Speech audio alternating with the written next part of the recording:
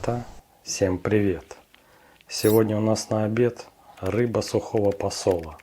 Это самый вкусный и достаточно простой рецепт вяленой рыбы.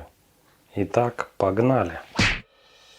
Итак, для приготовления рыбы сухого посола я взял как основную деталь такой контейнер пластиковый, просверлил в нем в дне отверстие, чтобы отводилась влага. Собственно, здесь мы будем и солить нашу рыбу.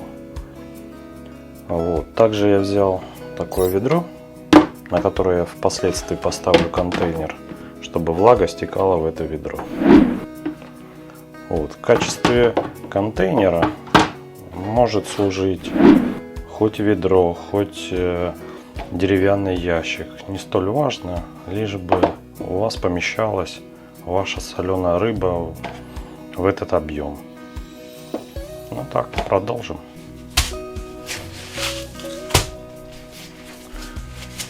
Солить я буду крупной солью. Вот, купил такие пачки соли.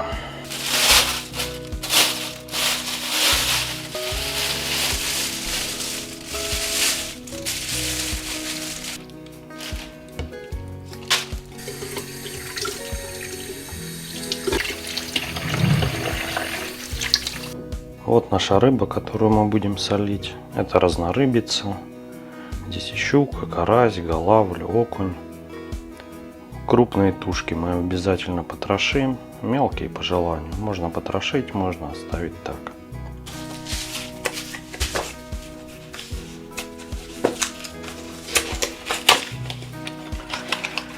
Так, ну мы берем соль.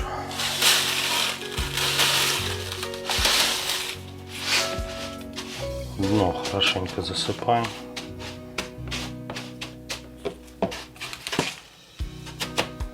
И начинаем выкладывать. Самую крупную рыбу ложим на дно. Вот это у нас щука. Она обезглавлена и выпотрошена.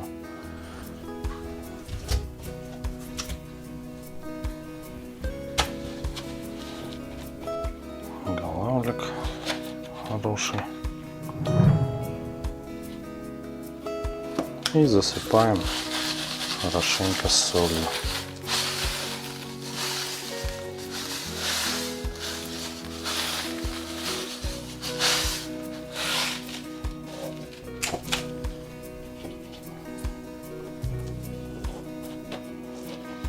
Карасямба.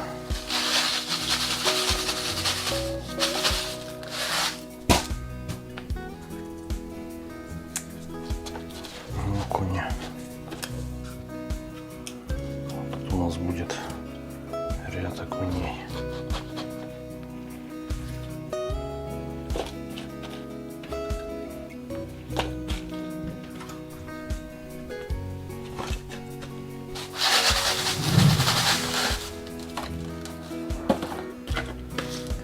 Следующая пачка. Соли не жалеем.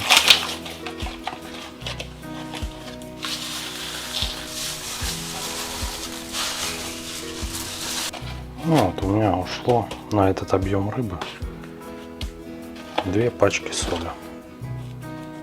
Что мы будем делать следующим? Следующим нам нужно накрыть крышкой именно саму рыбу, не контейнер, а рыбу. То есть крышка должна быть по размеру. Но это не обязательно там крышка, может быть выпиленная из фанеры прямоугольник. Вот. И сверху поставить крупный груз. В общем, организовать гнет. Чем крупнее рыба, тем должен быть тяжелее гнет. То есть это все должно вдавливаться.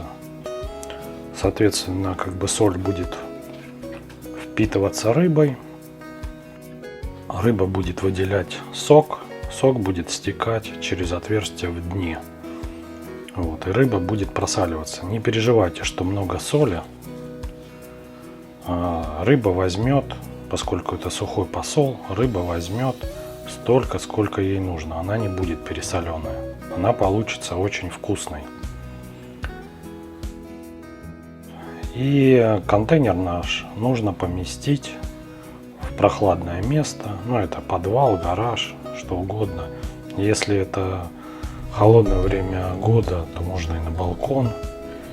Ребят, забыл сказать еще, если вы делаете сухой посол рыбы в летнее время, желательно солью покрывать рыбу полностью. Это делается для того, чтобы никакая муха не могла сесть на рыбу и отложить там свои личинки. Полностью покрываем солью, и все нормально будет. Рыба будет солиться 2 недели приблизительно. Ну, мы будем проверять. То есть через 2 недели мы посмотрим, насколько она просолилась. Вот. Ну, до встречи через 2 недели. Ну, вот такая конструкция получилась. Ведро, сверху контейнер, а еще выше груз. И это 2 гантели и кирпич.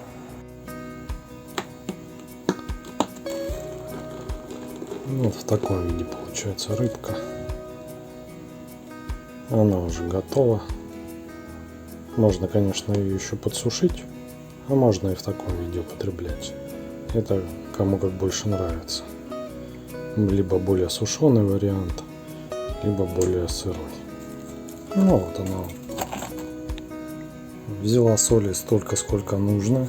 Тут как бы не нужно бояться пересолить. Рыба больше, чем нужно, соли не возьмет при таком способе засола. То есть сухой засол делает рыбу не пересоленой, а очень вкусной. Ну, готово. Карасики вот.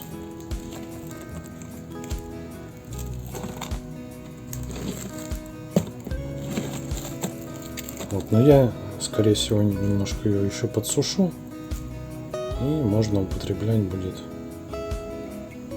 с разными напитками вкусными.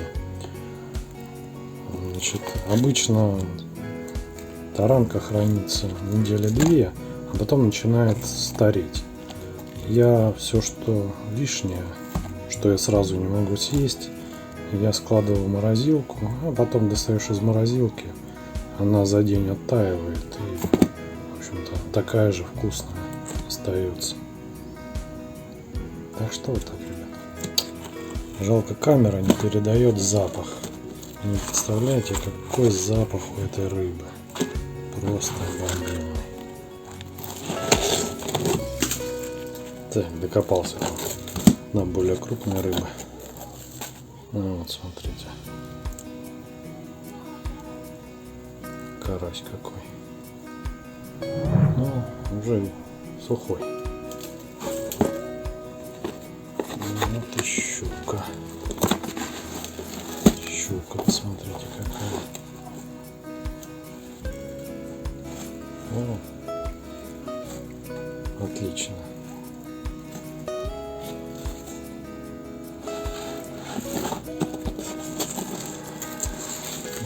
Щука сухого посола, это вот голландин сухого посола. Вот еще одна щучка. Вот карасик. Просто бомба. Всем рекомендую делать рыбу сухого посола. Ну вот я вывесил рыбку в специальный ящик. И про этот ящик я, наверное, расскажу в каком-нибудь из следующих видео. Вот здесь у нас работает вентилятор. А рыбка будет сушиться, я думаю, пару дней. А потом буду ее кушать.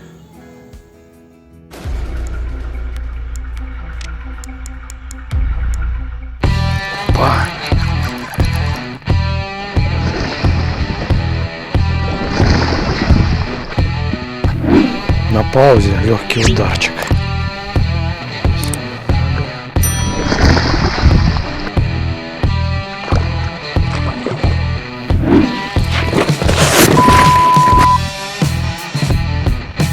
Что, ребята, щука вообще заглотила.